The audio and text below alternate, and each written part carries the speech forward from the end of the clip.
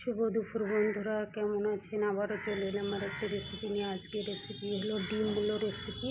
মূলোটা আমি প্রথমে ছোট ছোট করে কেটে নিয়েছি। এবার রেসিপিটা শুরু করব, আপনারা আমার সাথে থাকুন। প্রথমে কড়াইয়ে তেল দিয়ে দিচ্ছি,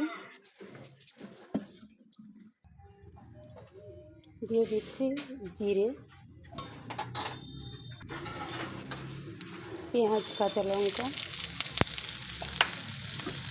একটু লাল লাল হয়ে আসলে দিয়ে দেবো অন্য মশলাগুলো।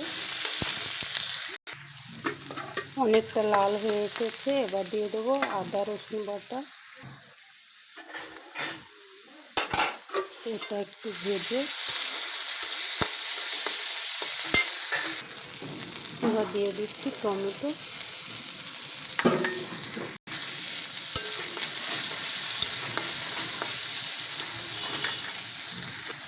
এবার দিয়ে দেবো নুন।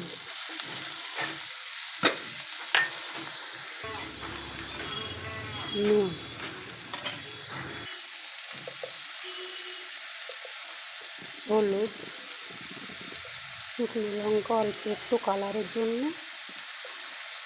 জিরে,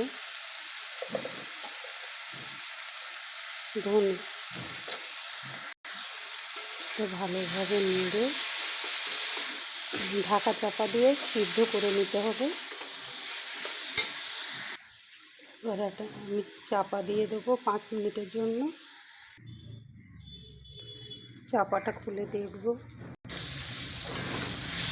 সিদ্ধ হয়ে গেছে। এবার ডিমটা দিয়ে দেব। এখানে তেল দিয়ে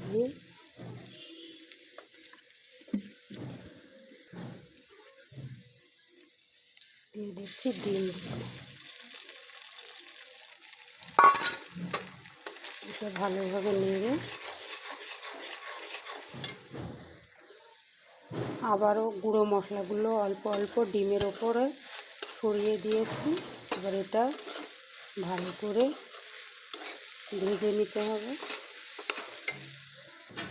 রান্নাটা হয়ে এসেছে। আমার কাছে ধনে পাতা নেই, অল্প একটু ছিল, শুকিয়ে গেছে। ধনে পাতাটা অবশ্যই দেবেন, খেতে ভালো লাগবে। আর মূলত আমরা অনেক রকমই রান্না করে খেয়েছি, একবারে এইভাবে বানিয়ে দেখবেন। রুটি বা গরম ভাত দুটোর সঙ্গে খেতে ভালো লাগবে। আর ধনের পাতাটা অনেকটাই বেশি করে দেবেন, খেতে ভালো লাগবে। রান্নাটা হয়ে গেছে, আমি নামিয়ে ফেলব। রান্নার কাজ এখানেই শেষ।